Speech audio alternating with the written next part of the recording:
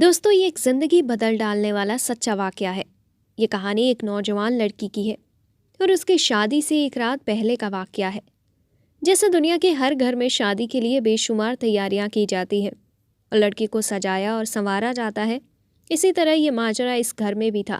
نکاح سے پہلے اس گھریلو لڑکی کو تیار کیا گیا اور پھر مغرب کی صدا بلند ہوئی، یعنی اذان ہوئی۔ اس نوجوان لڑکی نے اٹھ کر مغرب کی نماز ادا کی اور پھر مغرب کے بعد اس لڑکی کا میک اپ کیا گیا۔ میک اپ کے بعد وقت گزرا اور عشاء کی نماز کا وقت ہو گیا۔ اس نیک لڑکی نے جب عشاء کی اذان کی صدا سنی تو اس کے ذہن میں یہ خیال آیا کہ شاید مغرب کے لیے کیا گیا اس کا وضو اب قائم نہیں رہا۔ اس کے بعد وہ وضو کرنے کے لیے اٹھ کر اپنے کمرے کی طرف روانہ ہونے لگی۔ وہ لڑکی ابھی وضو کرنے کی تیاری ہی کر رہی تھی کہ اس کی ماں اس کے کمرے میں آئی اور اس سے پوچھا کہ وہ کیا کرنے کا ارادہ رکھتی ہے۔ اس لڑکی نے اپنی ماں کو بتایا کہ عشاء کا نماز کا وقت ہو چکا ہے اور وہ چاہتی ہے کہ دوبارہ سے وضو کر کے اپنی نماز ادا کرے، کیونکہ اس کے بعد شادی کی رسمیں نہ جانے کب تک جاری رہیں گی۔ اس کی ماں نے حیران ہو کر اپنی بیٹی کی طرف دیکھا اور اسے سمجھانے کے انداز میں کہا کہ جو تم نے اتنا اچھا میک اپ کیا ہے، یہ سارا میک اپ تمہارے وضو کرنے سے ختم ہو جائے گا، اور کہا کہ اب وقت نہیں ہے کہ تم دوبارہ میک اپ کر سکو۔ اگر شادی میں تم بنا میک اپ چہرے کے ساتھ مہمانوں کے سامنے جاؤ گی تو ہو سکتا ہے کہ تمہارا مذاق بن کر رہ جائے۔ کیا تمہیں اس بات کا کوئی ڈر یا خوف نہیں؟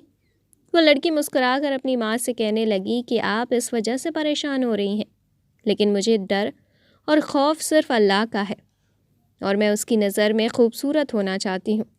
اس نیک لڑکی کو وضو کرنے کا ذرا بھی غم نہیں تھا۔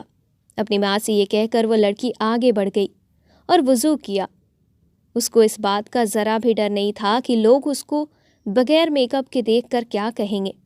اسے تو بس اپنے رب کے سامنے سرخ رو ہونا تھا۔ اس کے بعد اس نے نماز پڑھنا شروع کیا اور اس نماز میں اس نے وہ لطف مزہ پایا جو اسے پوری زندگی میں نصیب نہیں ہوا تھا۔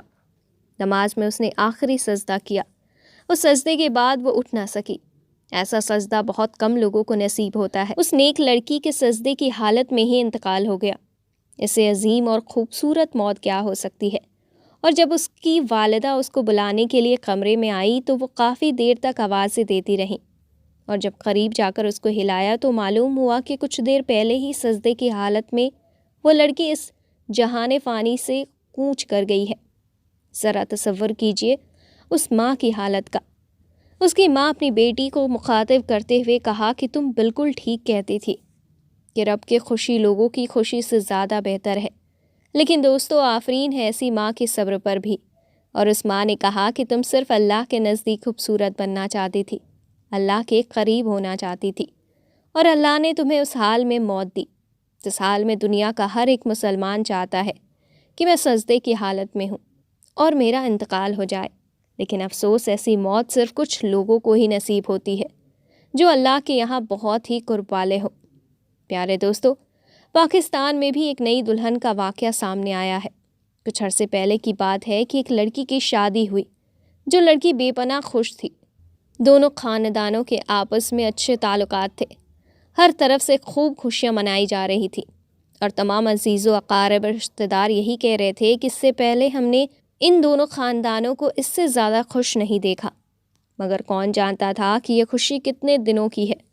شادی کے تقریباً ایک ہفتے بعد ہی دلہن کسی دعوت میں جانے کی تیاری کر رہی تھی کہ اچانک اس کی طبیعت خراب ہو گئی اور اسپتال جاتے جاتے اس نے دم توڑ دیا۔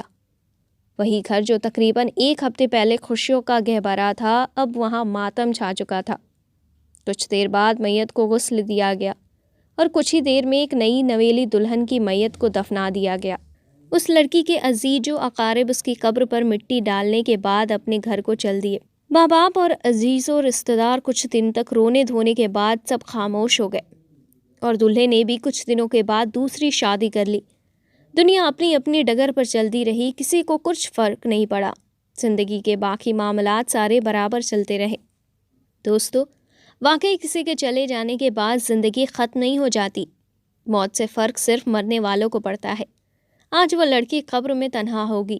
بات دراصل یہاں پر ختم نہیں ہوتی، بات یہاں سے شروع ہوتی ہے۔ اگر ایک ہفتے پہلے دلہن کو پتہ چل جاتا ہے کہ اس نے شادی کے ایک ہفتے بعد مر جانا ہے اور اس کے بعد اس نے اپنے رب کے سامنے پیش ہونا ہے، کیا پھر بھی وہ دلہن اپنے زندگی کے بچے ہوئے دن ایسے ہی گزارتی؟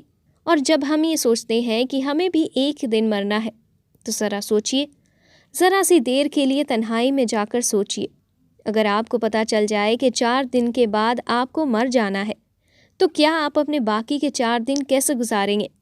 گناہوں سے توبہ کر لیں گے، لوگوں کے ساتھ اپنے سارے معاملات درست کر لیں گے، ساری اکڑ، ساری انا، سارا غرور کسی کونے میں جا کر سو جائے گا، ہمیں بس ایک ہی فکر ہوگی کہ ہمارا رب ہم سے راضی ہو جائے۔ لیکن دوستو، یہ سب ہم اس وقت کریں گے جب معلوم ہو جائے کہ ہمارا چند دن کے بعد انتقال ہو جائے گا۔ میرے دوستو، یہاں پر ہم سب خصلتوں میں پڑے ہوئے ہیں، اپنی مرضی کے مطابق زندگی گزار رہے ہیں۔ ہم اپنے اندر جھانک کر دیکھیں کہ ہم کیسے جھوٹ بولتے ہیں، کیسے حرام کماتے ہیں، کس کے لیے؟ بس اس چند دن کی زندگی کے لیے جس نے چند ہی دن کے بعد ختم ہو جانا ہے۔ اے اللہ، ہمارے دل و دماغ سے اس دنیا کی محبت کو نکال دے۔ دوستو، ہم سب جانتے ہیں کہ یہ زندگی فانی ہے، ایک دن ختم ہو جانی ہے، لہٰذا اس کے دھوکے میں نہ آئیں اور نیک عمل کرتے رہیں۔ اللہ پاک ہمیں کہنے سننے سے زیادہ عمل کرنے کی توفیق عطا فرمائے۔ آمین، اللہم آمین۔